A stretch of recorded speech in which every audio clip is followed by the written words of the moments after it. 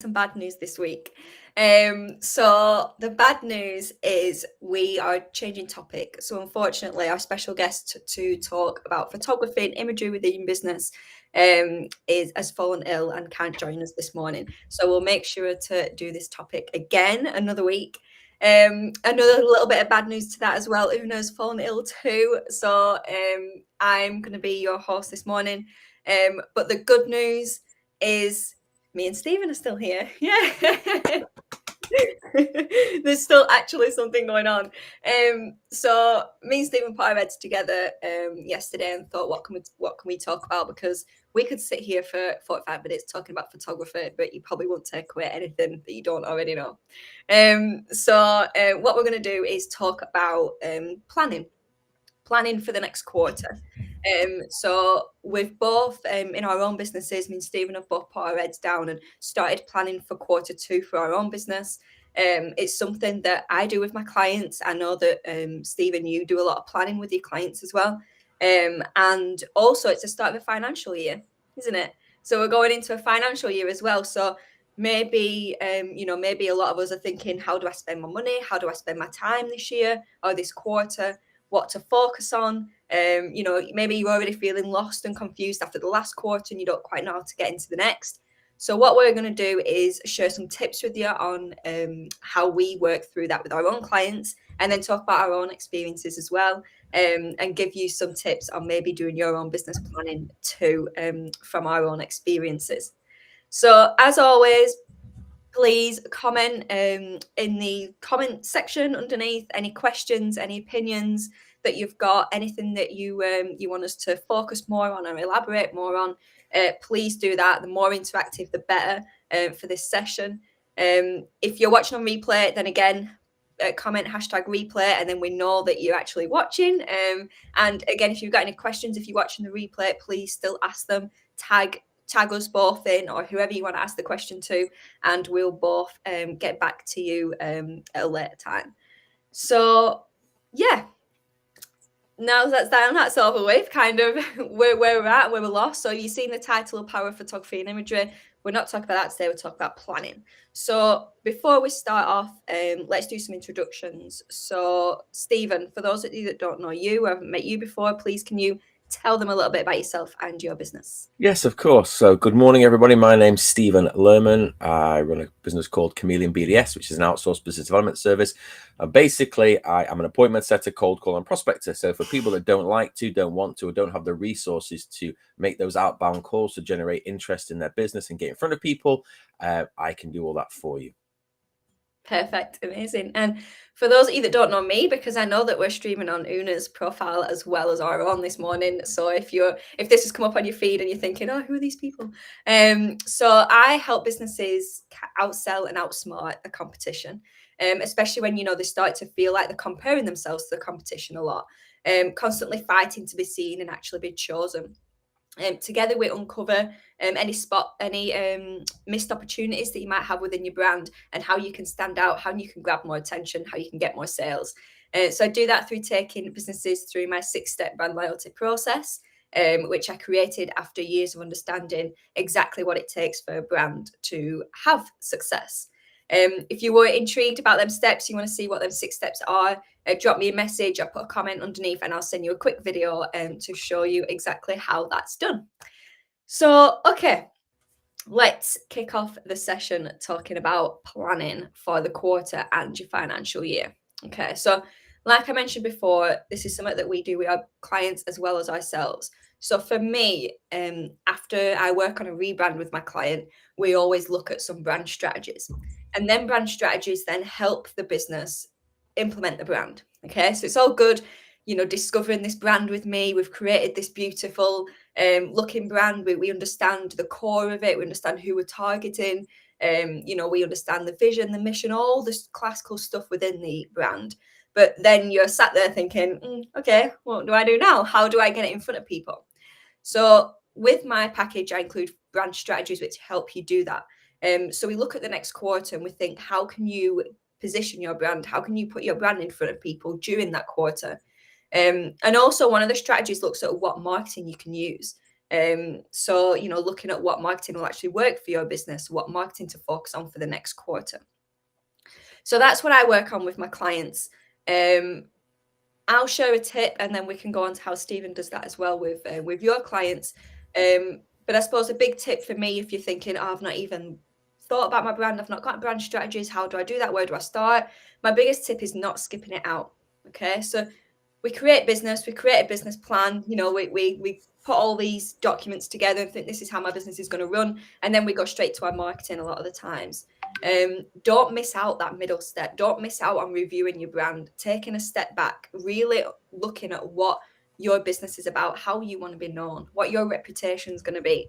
Because without that reflection, you're not going to get marketing that actually works. Or it might work, but it might be a quick win. And in the long term, it's not going to give you them results.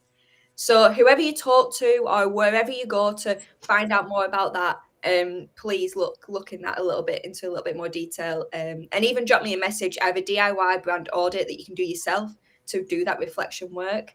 So drop me a message if you want to see that. So Stephen, I know that when you onboard a client, you look at, right, okay, what's you cold calling for a client, you think, right, what's the strategy, what do you want out of it, how do you want to be seen, you've got all these questions that you ask. How does the planning come into that? Or can you explain a little bit more about how that works with your clients as well?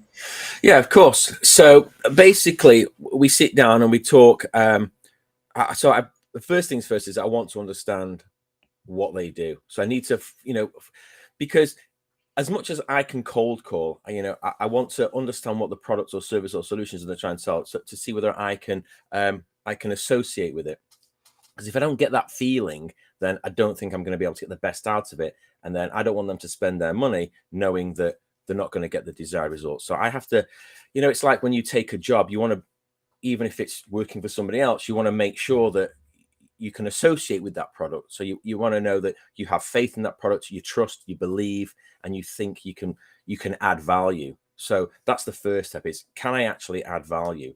And the way I think I can add value is that I look at past clients in a similar industry, and I've done that for them. So the chances are I could probably do that again for them. So that's job number one.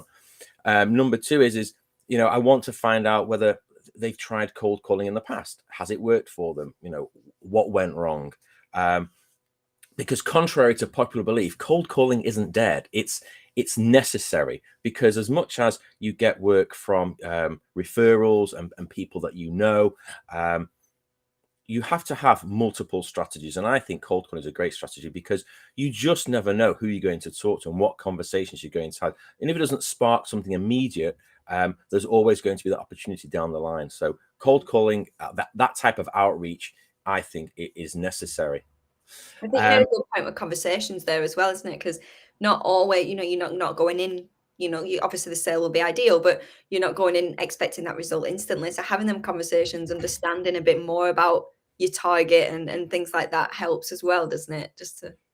Yeah, absolutely. And when you're having those initial conversations, so let's say that I go with a new client and I do cold calling for them. As much as it's great to get a sale at the very beginning, it's the better option is to have those engaging conversations, because the reality is the number of touch points has increased over the years. Over the last couple of years, it's basically doubled. So whereas you used to be able to make a phone call, a cold call, and talk to people and pretty much get an appointment or a sale there and then, you've got to do a lot more of that. Like one of my clients, we've got 6 touch points before we get anywhere close to getting a sale or an appointment. So it's understanding that the landscape has changed and setting your own expectations. So when I talk to people and we plan the cold call, and we say, and I say to people, listen, you're not going to get a result right away. It's very, very rare that somebody is going to say, oh my God, I've been waiting for you to call all my life. It just doesn't happen. What you're actually doing is you're planting a seed. So that's important. Is you're planting a seed, and then the more they think about it, the more opportunities there are going to be down the line that they're going to come back to you and say, you know what, I spoke to that guy and he does this or they do that.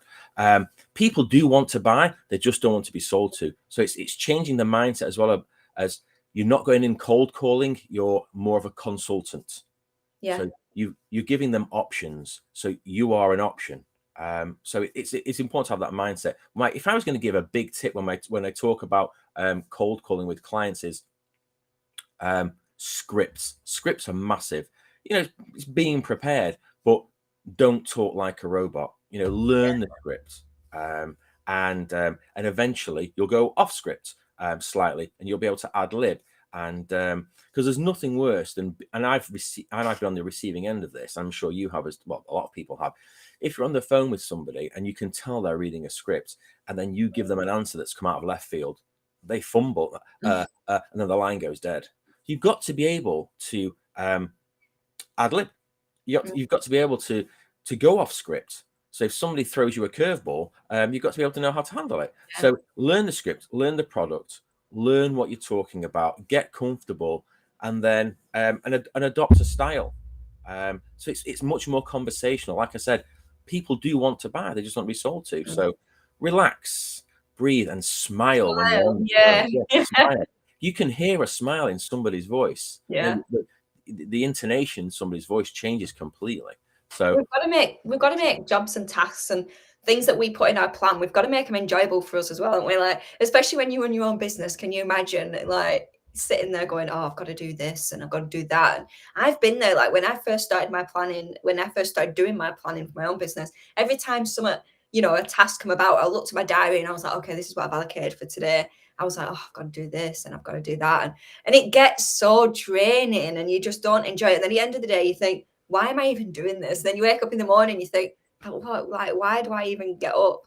And it carries on that thing. So we've got to make these tasks and these jobs that we plan for ourselves enjoyable. So when you're saying that, you're smiling, enjoying the script, learning the script, being able to go off the script, all them, they're really micro examples, but all them examples of just making something more fun and more enjoyable to do, and seeing it as having them conversations, Absolutely. And when you're planning, you've got long-term goals, because you don't always want to be maintaining that status quo. So, excuse me, if you're thinking about where am I going to be in 6 months, a year, you've got to have vision, and you've got to be positive and think, okay, so how am I going to get to that point? You've got to put plans in place, whether it's branding or rebranding, whether it's having a different type of marketing strategy, whether it's having a different type of sales strategy.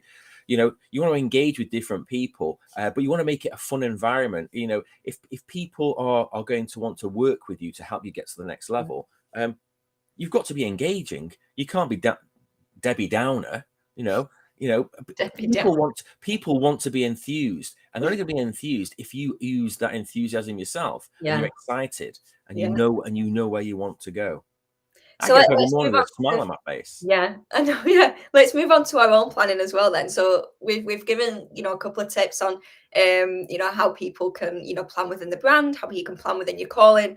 Let's move it more organically to our own planning. So we both work with Una, don't we? So for those of you that watched us all before, Una is a business coach, and she works with people with their business planning, getting the business up and running. Anything to do with business and marketing, she helps with the strategies and guiding people through that. She has plenty of resources. So if you're not watching on Una's profile, connect with Una and see what she's got to offer, and maybe catch us all next week and hear her then. So we both work with Una, and we both do a 90-day planning, don't we? So at the end of every quarter, we plan for that next quarter. So the last week of one quarter, we'll review and we'll look, okay, what have we learned, what have we not learned, what more results do we want, how do we move forward? And then the first week of the next quarter, we are actually looking at a plan on how to implement that. So again, we give ourselves time. This is a structure that Una's created. We give ourselves time to reflect and think and put into action. We don't just think, okay, it's end of quarter, what are we doing next week? We really kind of go through even sessions talking it out with people. So if that's something that you've not do, I do really, really encourage that. But I know that before the end of each quarter, maybe 3 weeks before the end of the quarter, so beginning of the last month of the quarter, I do always feel a bit lost within my diary and within my plan. I do always, we always check in and have these accountability calls, which really help. But I can always tell when the end of the quarter is coming, because I feel a bit distant from what I'm actually doing. I feel a bit kind of something might have changed, or I've got a new idea that I've not been able to implement, or I'm an idea generator. If I was a machine, that's exactly what I'd be. I'd be a computer sat there thinking of ideas. So for me, thinking, oh, I want to do this next project, this next new thing, that's exciting for me. But actually implementing and looking at the detail, that's where I lose attention, I suppose. So I can always tell when it's coming to the end of my quarter. So when I do my review, when I look back at what I've achieved and what I've not have achieved, and how how I learn from that and what I want to do next quarter, that really helps me get focus, clarity, momentum. So we were talking about making things enjoyable, making things fun. Doing that does that for me. Being able to reflect back and think back, okay, this is where I want, being clear on my vision. All that helps me then get momentum. And even little things like planning my diary. So this quarter, I want to take more time off. So I want to have every other week a 4-day week for what I do. And I want to be able to implement that within my structure. So that's something that I'm looking at. So it's not always just about, where you want to be within your business. It can be how do you want that to reflect in your personal life? So yeah, the benefits for me on that is focus, clarity, momentum. Stephen, I know you're quite new to working on this process with Una, but this is your second time doing it now. What's your experience been towards the end of last quarter, and what benefits have you felt after actually implementing a strategy and a plan? So, well, one of the first things that I realized was that even if I didn't finish my if I didn't get everything done that I was going to do after planning the first quarter, it's not the end of the world. You can actually bump those plans that you didn't finish to the next quarter, because it's not okay, you've only got 90 days to do it. It's a review, and it's a work in progress. So for me, this is the first time I did it with Doom, the second time I've done it the first time I've done it on my own. So I'm not going to beat myself up about it. What I've learned is I do need the structure. And I do need that accountability, because you get so engrossed in working in your business, you're not focusing on working on it. So like you, I'm looking at going to 4 days a week working on the business, working in the business, and then the fourth day I want to take some time to work on it, to grow it, and take it to the next level.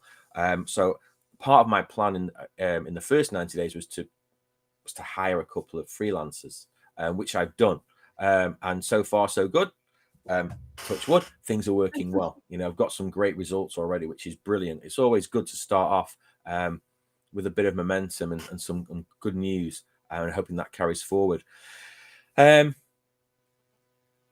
downside of not getting things done is that I will like immediate results. And I said this to Una. I said, I'm very impatient when it comes to work. I want it now. It's impulsive. So like I'll give you an example. I would rather go out and buy something now rather than ordering online, because when I've made a decision that I want something, I want it now. And it's the same with results in my business. I want the results now, but it takes time. And a lot of people, I'm very early and new to this entrepreneur journey. A lot of people, you've been doing it for 3 years. Una's been doing it a lot longer. So I'm trying to play catch up and get to where I want to be.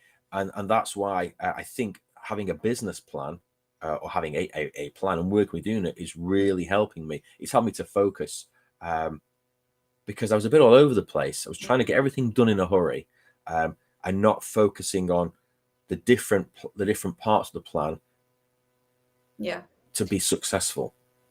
So what I've learned is structure is key, focus is paramount, and having the commitment to follow through. And if you don't get it done at the end of one quarter, don't disregard it. Move it forward to the next, because it's a marathon. It's not a sprint. There you go. Full of analogies today, man. I think that's a really good point, though. Like, it's happened to me many a times where I've started a quarter, I've started a plan, I've even started a strategy for a brand or my own brand, and then it's been changed halfway through. And it has to. I think the past couple of years has learned anything that things can just change like that, and we need to be able to adapt to it to be able to thrive from it. I had to adapt so much when the pandemic hit. I relied on a lot of my work coming through face to face. I love meeting people. I'm quite an extrovert, so I utilized that strength, and I went out and talked to people, started conversations. That's how I got my business. I was still very much in the early days, so I kind of relied on that one funnel as I built up my other funnels. But then the pandemic hit, and all of a sudden, no one was networking. No one even wanted to speak to anyone else over the phone, did we? Because we all felt a bit low. We felt a bit, where things going, a bit uncertain. We had our personal stuff going on as well for a lot of us. So all of a sudden, that had to change, and I had to really pivot and look back. It weren't at the end of the quarter that I thought, right, okay, this quarter didn't work out. What can I do next time?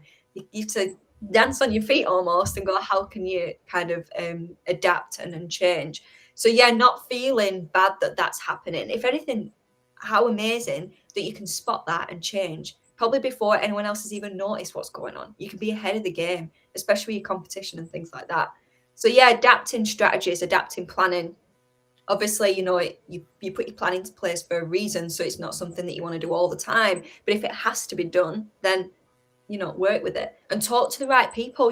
I can't sit and do my business planning on my own all the time. Even with my clients, I can't sit and do their brand strategies on my own all the time. I have to sit with my client. I have to sit with my business coach. I've got to sit with fellow, people that I've met through business, running their own businesses, sharing things, discussing things. So that's a huge point as well. And that's another thing that I love about having a group, that we all do the 90-day planning together and we all listen to each other and help each other through that. Do you agree? Do you agree with that? Having that support? Absolutely, because you've got people that aren't directly involved in your business that will see things that you don't see. So my dad, who's not a business person, had his own business, but he's not a business person per se, not like how you and I would perceive that. He's a great one for saying, step outside the circle and look in. And it's great because when you're so focused on your own business, the simple things you overlook, because you take certain things for granted. So it's always great that we've got different people, because we're all in different industries, doing different things, and I've got different perceptions. Some are more creative than others, some are more business minded than others. And I just think it's a true collaboration, because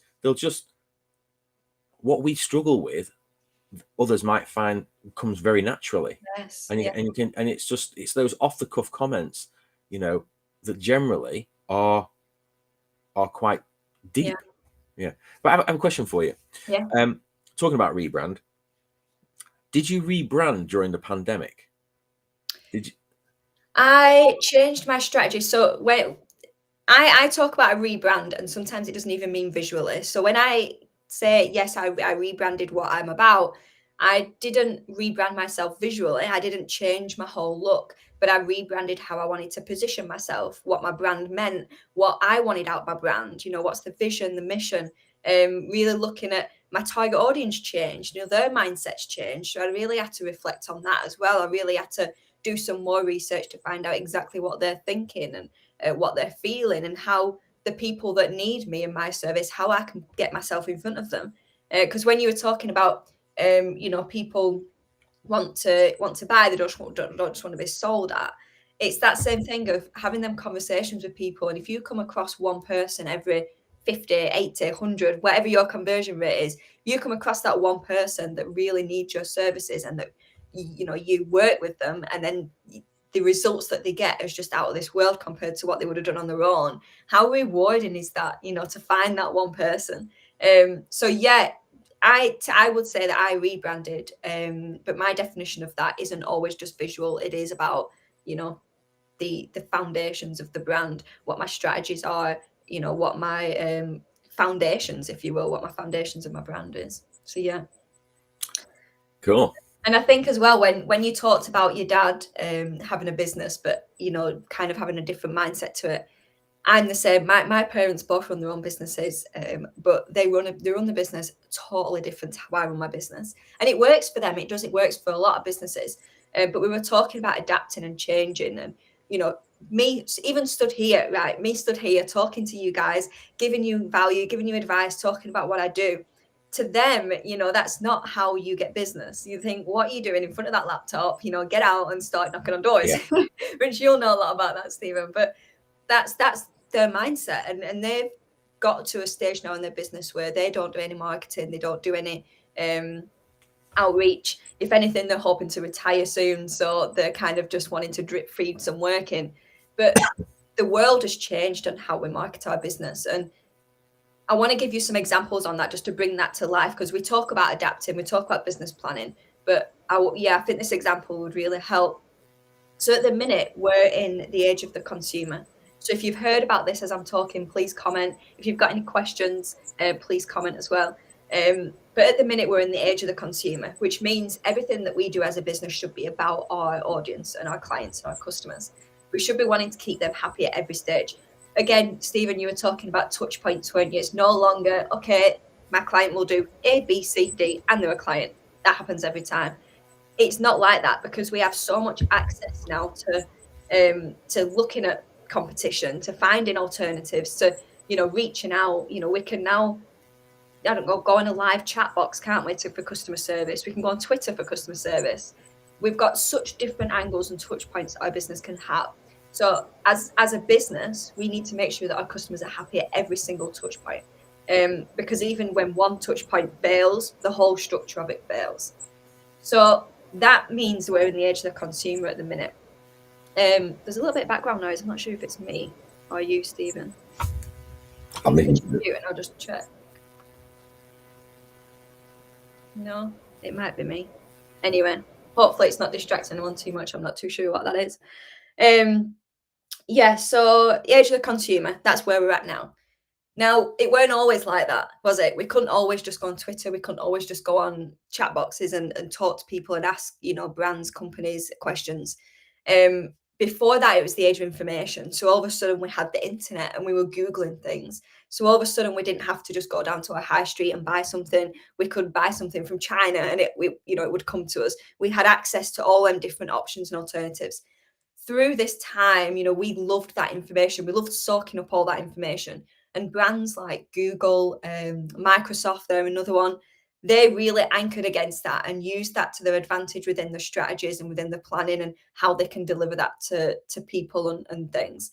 So they really thrived in that age of information. Before that, we had age of distribution. So all of a sudden, we could transport things around the world.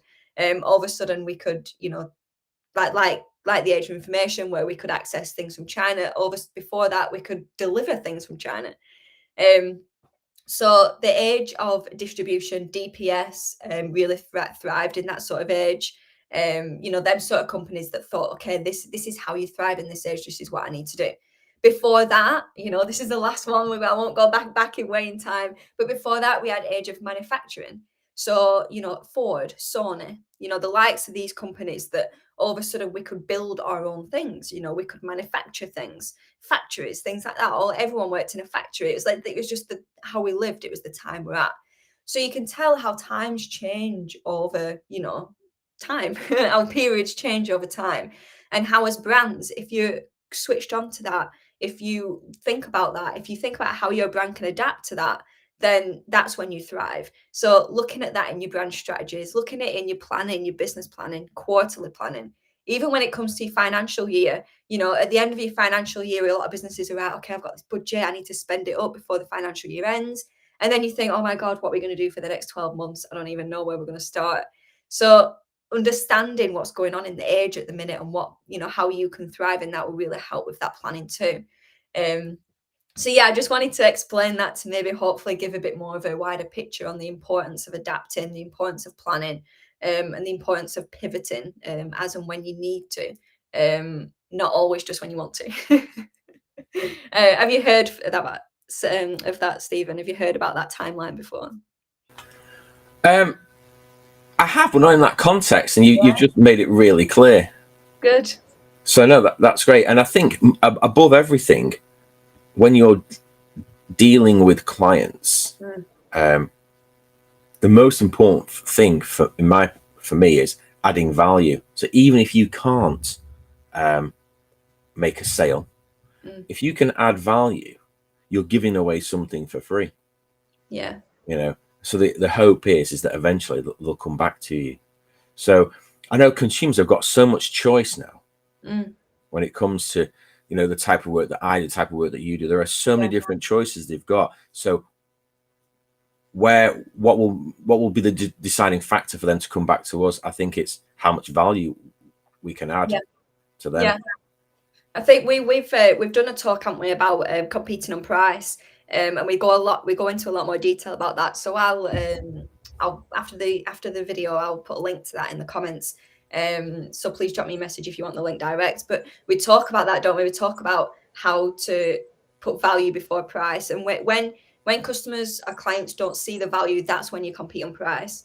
And even yourself as a business owner, I've been doing some content about this.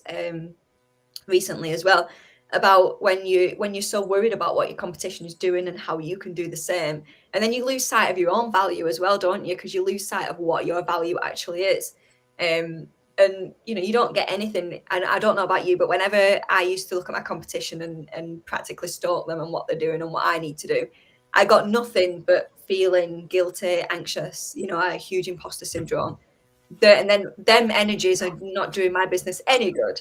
So looking at it and really understanding kind of what your business is about and things like that. Totally agree. I don't even look at competition, Jess. I'll be honest with you. I personally feel there is enough business out there for everybody. And everyone's got their own little niche, little corner of the world where they thrive. Got their own little nucleus of support and sales funnels. You don't need competition. Nah. Yeah. I think as well, what's your experience through, because we talked about market dominating position a few weeks ago. So finding your USP, finding what makes you stand out, how you can position that. We've talked about it a lot in brands as well, but a most recent one has been the market dominating position. So I'll put a link to that one as well. But since doing that, since finding what exactly, your value is, what your uniqueness is, what makes you stand out, is it that's helped you then go, I don't need to look at competition because there's enough out there for everyone? Or was there something else that switched that thought? Well, I can't believe I'm going to say this, but I'm still working on mine. I had this conversation with Una. Yeah, it's been a bit of a journey for me to find what my market dominating position is, because it's not quite the same as your USP, kind of, but not. So I'm still working on it. There's a few things that I still need to do. So I'm working with Una on that to get some more clarity on what it is that I offer that sets me aside from my competition. So I can't give you a definitive answer, unfortunately. It's a work in progress. Even that though, even doing that work, like, it's good that it you can't just think overnight what that's going to be. If you do every week, you're going to think, oh, it's this and oh, it's that, and then you're going to completely changing it. So you really need to find what sticks. It took me a while as well, so you really need to find that. But I can say from my experience that once I knew that, then I was like, right, okay, yeah, this is me, this is who I am. I can stand tall, I can stand proud about what I do, and I can give value. And I even collaborate with other brand consultants, because we all have different, like you say, we'd all have different skill sets. We all have different processes and ways of doing things. Even if I work, I meet another brand consultant who, in the end, we do the same thing, but they go about it in a completely different way. How I've got my 6-step process and we go through that. Maybe they do it another way and that fits someone else. That fits another business. So it's not necessarily what you do or what you've got. It could be the process as well. But knowing that and kind of really anchoring against that then helps me feel that confidence and feel that momentum as well. So I'm excited to hear when you've got yours. I want you to be able to stand tall on a session like this and tell everyone about it. That'd be really exciting. Oh, definitely. Yeah. So I suppose before we wrap up, is there anything that you wanted to mention that you've not already mentioned, or anything significant from what you've mentioned that's made you then think, oh, actually, I want to work on that, or that's something that's stuck with me? For one, it's is to practice what I preach. So I'm very good at telling my clients what to do when it comes to cold calling, but I don't do it myself. It's do as I say, don't do as I do. I've got a couple of tips when it comes to cold calling strategies. I'll just throw one out there. Got it. Voicemails. I was never one for leaving a voicemail. But somebody said this to me, and it was actually my girlfriend who does the same thing that I do. And she said, if you don't leave a voicemail, you will definitely not get a call back.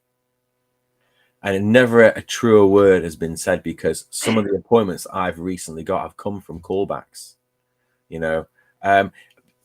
because cold calling isn't a numbers game. It's about having those quality conversations. Yeah. And I always tell people, I don't do high volume calling. It's meaningful conversations, because you just don't know where they're going to lead. But if you don't leave a voicemail, you'll never get a call back. Yeah. So There's something about listening to the voice as well, isn't there? Like, you can ring someone, they don't answer, and drop them a text or an email. So I've just tried to call you. This is what I wanted to say. But hearing the voice is completely different. Voice notes is another one, isn't it? I use voice notes all the time. Personally, I'm within business because one, it's easier, but two, you get that, you get that urge to talk back, don't you? Because someone's talking to you. It's a better experience. Yeah, the voice is very important. You can absolutely tell from somebody's voice, what they're going to be like on the top when you talk to them, face to face. If we're talking about voices, here's a good book to read for everybody. Never Split the Difference by Chris Voss. He tells everybody to talk in that late night DJ voice, the cool, calm, collect voice. It's very soothing. Who was that by? Chris Voss. It's called Never Split the Difference.